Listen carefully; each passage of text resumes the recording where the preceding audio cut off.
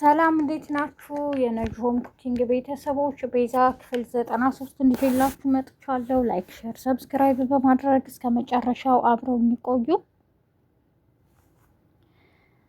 ዛሬ እንግዲህ ሱራፊልና ሳሚ በጣም ተጨንቀዋል። ምክንያቱም መኪናቸው ውስጥ ያገኙት ነገር በጣም አስደንግጧቸዋል። ቤት ይዘውት ከመጡ በኋላም ምንም እንቅልፍ ሊወስዳቸው አልቻለም። ሉሲና ቤዛ በጣም ግራ ገብቷቸዋል። እነዚህ ልጆች ዛሬ ምን ሆነው ነው? እንቅልፍ እንኳን አልተኙም። ሲደነግጡ ነው ያደሩት። ምን ተፈጥሮ ይሆን እያሉ ብቻቸውን የተገረሙ ይመስላሉ። ጠዋትም ሲገናኙ ሉሲ ሳሚ ዛሬ ሲደነግጥ ነው ያደረው፣ ደግሞ 10 ጊዜ እየተነሳ ወደ ውጭ ይወጣል እያለች ለቤዛ ትነግራታለች። ሱራፊልም እንደዛው ነው። ምን ሆኖ ነው ግን በማለት ይመካከሩና ይጠይቋቸዋል። እነሱም ለመናገር በጣም ግራ ገብቷቸዋል፣ ግን ስላልቻሉ ይህን ነገር እንገራቸው ተባብለው ይነግሯቸዋል። ሉሲ በጣም ትደነግጣለች። ምን እያላችሁ ነው? እንዴት? በጣም የምታወራውን አታውቀውም። ሳሚም እባክሽን ተረጋጊ፣ ነገሮች እንደዚህ አይደሉም። እኛ ፈልገን ያደረግነው ምንም ነገር የለም፣ በቃ ሁኔታዎቹ እንደዚህ ተፈጥረዋል እያለ ያስረዳቸዋል። በጣም ይደነግጣሉ። ግን ከዛ በፊት ሌላ ነገር እናሳያችሁ በማለት ሰውየው ይዞት የመጣውን ብር ያሳያቸዋል። ሉሲ በጣም ትደነግጣለች። ይሄ ብር እኮ የኢትዮጵያ ሕዝብ ብር ነው ማለት ነው ትላለች። ቤዛም በጣም ትደነግጣለች። በቃ ይሄ ነገር ግማሽ ሀብታችሁ ተወስዶባችኋል፣ ይሄ ደግሞ ግማሹን ካገኛችሁ እያለች ሉሲ ማውራት ትጀምራለች። ቤዛ ደግሞ ይሄ ሰውዬ እንዴት ይዞት እንደመጣ ብር አይታወቅም፣ ሰርቆም ሊሆን እኮ ይችላል። እና ደግሞ እኔ የሰው ብር ሳይሆን የራሴን ብር ነው የምፈልገው። እኔ ምንም አይነት ንክኪ እንዲኖረን አልፈልግም ከዚህ ብር ጋር። ከዚህ ብር ጀርባ ብዙ ነገር አለ፣ ስለዚህ ለፖሊስ ማሳወቅ አለባችሁ እያለች ቤዛ ትጮህባቸዋለች። ሳሚም እኛ ለፖሊስ ካሳወቅን ፖሊሶቹ እኛን መርቀው የሚሸኙን ይመስልሻል? በማለት ይጠይቃታል። ያን አላውቅም፣ ነገሮች ሁሉ ለሕግ መቅረብ አለባቸው። ያኔ ደግሞ እውነታውን ጊዜ ይፈታዋል። ስለዚህ ይሄን ማድረግ አልችልም። ለእኔ ብር ምንም ማለት አይደለም በቃ እያለች ትነግረዋለች። በቤዛ ሀሳብ በጣም ግራ ተጋብተዋል። ሉሲም እንዴት ይሄ ሁሉ ብር መተውልሽ አሁን ያለሽበትን ሁኔታ የሚቀይር እንዴት ትላታለች። እሷም የሰው ብር እኔን ሊቀይረኝ አይችልም። ይሄ ብር እንዴት እንደመጣ አላውቅም፣ ስለዚህ አልፈልግም ትላታለች። ዶክተሩ ዛሬ ከሉላ ጋር ሆኖ የድሮ ሚስቱ ትመጣለች። በጣም ይደነግጣል። ምን ቀረኝ ብለሽ መጣሽ? እኛ እኮ ተፋተናል ይላታል። እኮ አንተ ነው የፈታኝ፣ እኔ አልፈታኸኝም፣ ባሌ እንደሆንክ ነው የሚሰማኝም ትለዋለች።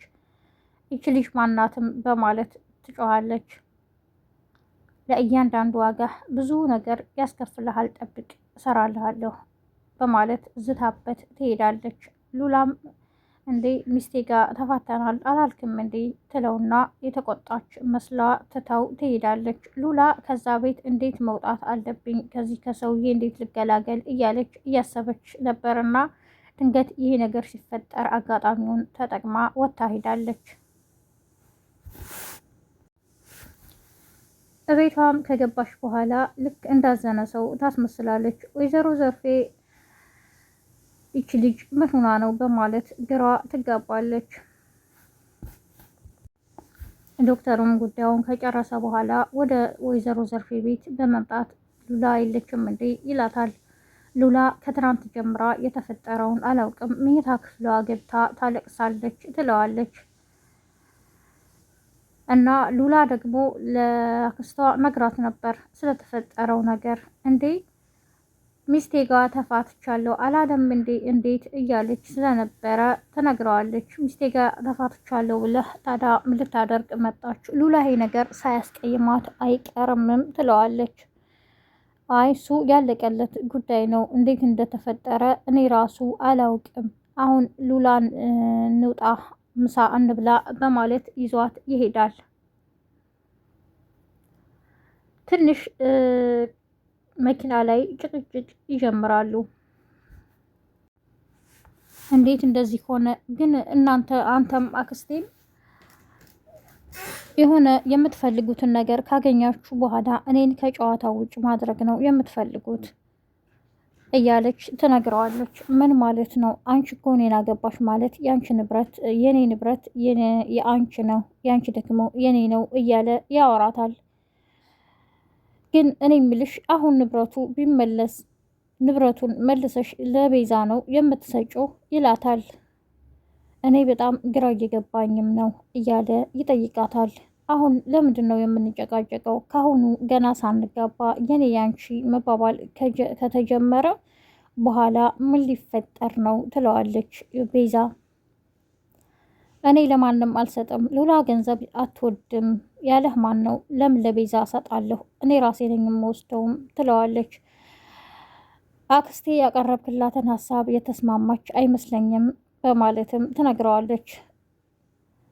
እንድታስብበት ጊዜ ሰጥቻታለሁ ይላታል። አሁን እዚህ ለምን እንጨቃጨቃለን? እንሂድና ምሳ እንብላ በማለት መንገዳቸውን ቀጥለዋል። እዛም ሉላ ጥሩ ስሜት ላይ አይደለችም። መታጠቢያ ቤት ደርሼ ልምጣ በማለት ስትገባ የዶክተሩ ሚስት ከኋላ እየተከታተለች ስለነበር ጉሮሯን አንቃ ትዝትባታለች፣ ታስፈራራታለች። እኔ ሚስቱ ነኝ፣ ምን ልታደርጊ ነው ባለትዳር ወንድ ጋር የመጣሽውም በማለት አንቃ ታስፈራራታለች። ከሽንት ቤት ስትመለስ በጣም ስለተናደደች ቦርሳዋን አንስታ ትታው ትሄዳለች። እሱም ግራ ይገባዋል። እንዴ ምን እያለች ነው ይች ልጅ በማለት ወደ ወይዘሮ ዘርፌ በመደወል ይጠይቃታል። አላውቅም ልጅቷ ጥሩ ስሜት ላይ አይደለችም ሰሞኑን ትላለች አክስቷ ዘርፌ። ሳሚ ያመጣው ሀሳብ ለምን ይሄን ያገኘነውን አጋጣሚ ተጠቅመን ወይዘሮ ዘርፌን መጣል አለብን በማለት ሀሳብ አንጥተዋል። ሉሲ በጣም ተስማምታለች በነገሮቹ። ያች ሴትዮ ከይሲ ናት፣ የሰው ንብረት ይዛ ነው እንደዚህ የምትሆነው ክዳናለች። ስለዚህ ይሄን ማድረግ አለብን በማለት በሳሚ ሀሳብ ተስማማለች። ሳሚም ሱራፌልም እኔ ምንም ምርጫ የለኝም ተስማምቻለሁ፣ ግን ይህን ነገር ሳንነገር ማድረግ ስለሌለብን ነው በማለት ለቤዛ ይነግሯታል። ብዙ ካመነታች በኋላም ቤዛ በነገሮቹ ተስማምታለች። ወይዘሮ ዘርፌ የተደገሰላትን አላወቀችም። ምን ይፈጠራል አብረን የምናይ ይሆናል።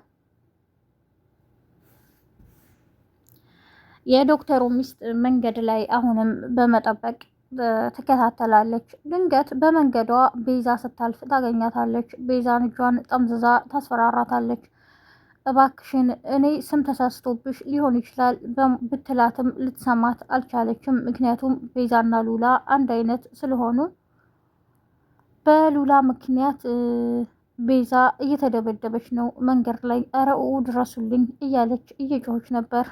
የዛሬው ክፍል እዚህ ጋር ነበር ያለቀው። ነጅሆም ኩኪንግን ላይክ፣ ሸር፣ ሰብስክራይብ በማድረግ አብራችሁን ስለቆያችሁ አመሰግናለሁ። አዲስ የምትመጡ ቤተሰቦች ላይክ፣ ሸር፣ ሰብስክራይብ በማድረግ የነጅሆም ኩኪንግ ቤተሰብ ይሁኑ። መልካም ቀን ባይ